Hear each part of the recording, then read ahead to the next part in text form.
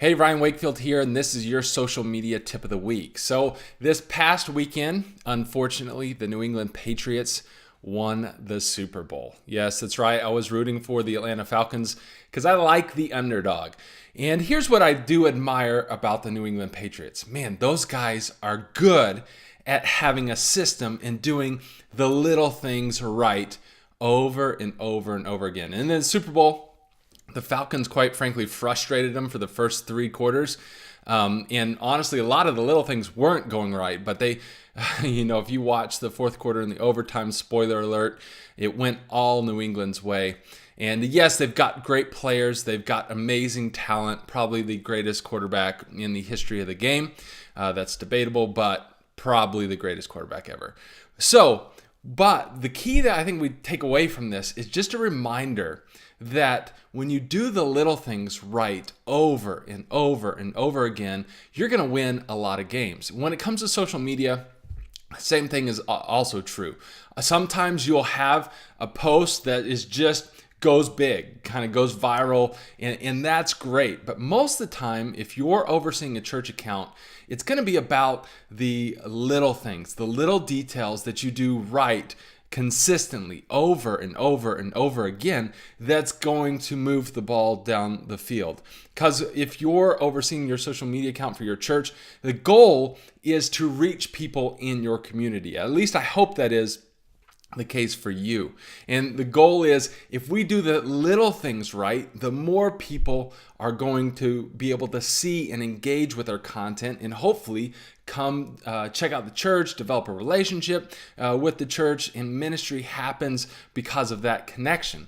But if we're not careful, if we're not doing the little things right, we're short-circuiting the potential of our maximum reach on social media. And quite frankly, here's the problem, and they're going to lead into what my tip is today. And some of you are going to roll your eyes, but let it be a reminder of doing the basic things right over and over again.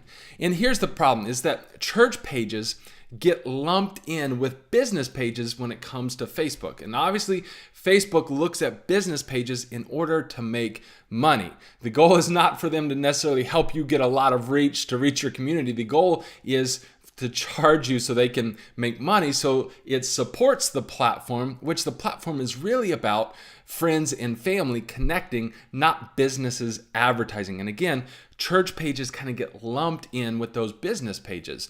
And quite frankly, we've seen the amount of reach on church pages go from really big numbers to down to now average probably around 3 to 10%. I think business pages in general are right around 3 to 6% of their audience actually seeing their posts unless they're paying for it. So man, that should be very alarming if you're overseeing your accounts, thinking, man, if we're posting and only 3 to 6% of our audience is seeing our posts. But again, let's remember, there are some things we can do, some little things that we can do, and that's going to help that number go up. In fact, for the pages I manage, I like to see around 33% of our audience being reached by our posts. And if that's below that, we need to go back and look at some things. So what are some of those little things? Well, if you go back throughout the tip of the weeks, in the past weeks, you'll see some suggestions. And if you make those suggestions, you implement those, man, you're going to see your reach continue to creep up, doing those little things time and time again.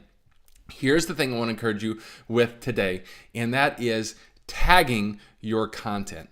So when it comes to, and again, I know some people are rolling their eyes because this sounds so simple, but I follow a ton of church pages, and a lot of pages are just missing the mark when it comes to this. So what do? Very simply, when it comes to if you're uploading photos, videos, content in, Facebook gives you the ability to tag who is in that content. You need to do just that. So for example, in this case here, a very straightforward picture promoting, kind of going back and watching the message from Sunday. So just take the time and tag, oh man, let me get this right here. Take the time and tag the photo. That's it. That's as simple as it gets. It takes literally an extra few seconds in order to do that. And you can do that. Maybe you're uploading a video or you're going live. Take the time to say, a lot of times Facebook will ask you, who are you with, or who's in this content, or give you the ability to tag that content. Take the time and do that, because here's what happens. When you post content on your church's page, Facebook, again, remember, it's lumping you in with business pages. So it doesn't necessarily know exactly what's in that content. Now it's going to start making guesses on what's in that content based on the words that you use and based on the technology where it's scanning your content to see if it can figure out what's going on inside your content. That's going to determine in the algorithm how many people see that unless you pay for it.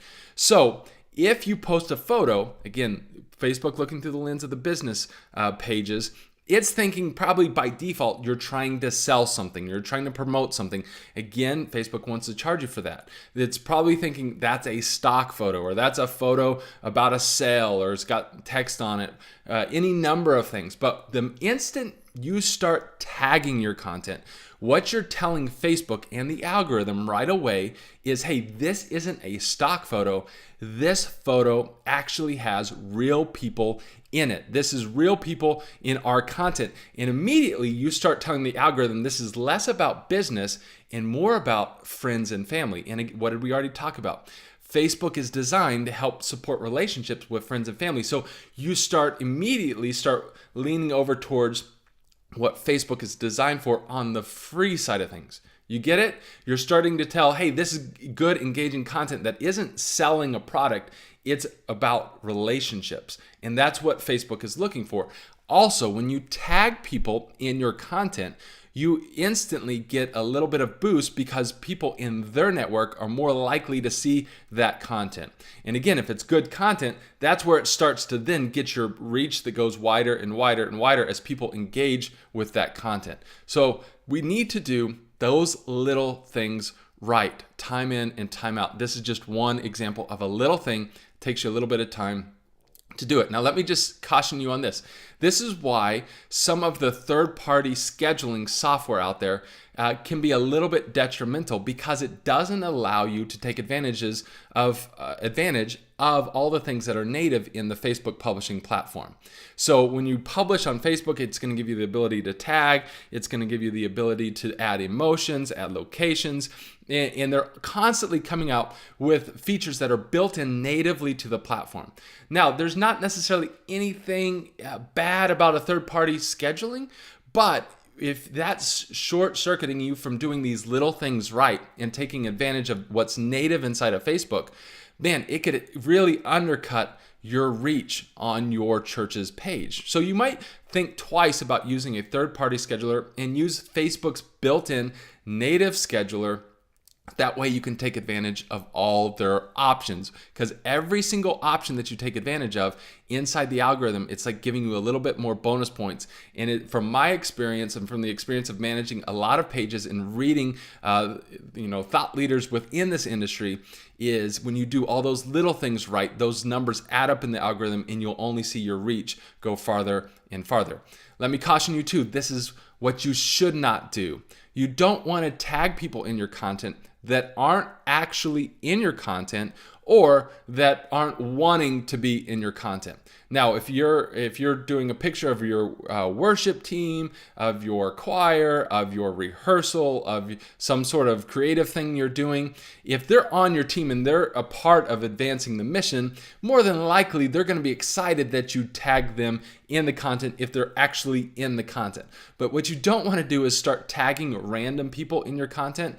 That's a big no-no, just to kind of make them aware of the content. Now, you might have people in your church that in the comments tag other people either in the community or in the church so that they become aware of the content. That, I would say, is okay if it's done with a little bit of, to use kind of an old word, couth, a little bit of people understanding. It could be a great tool to let people aware of, hey, this is the women's event I was telling you about. Tag, Amy, tag Julie's type deal. So that can be great, but you don't want to tag people in your content that are not actually in your content.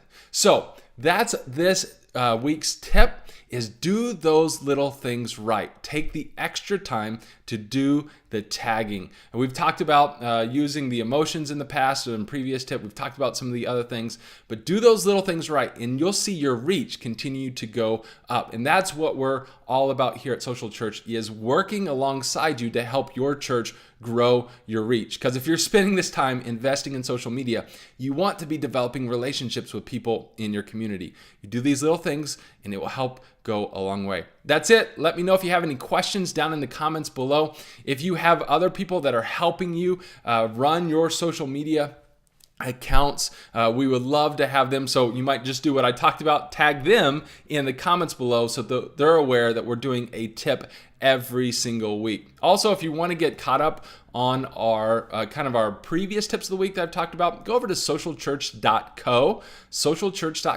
and you can get caught up on the previous tips of the week. If you click on blog, and then on the right side, you're going to see categories. Click on the tip of the week category, and that's going to give you an archive of all the tips we've done. If you make these 1% changes every single week, man, at the end of the year, you're going to have 52 different little changes that's probably going to double your reach at least for your church's social media account. Again, leave us a comment below if you're getting stuck along the way. We're here to help. That's all I got. God bless, and we'll see you guys next week.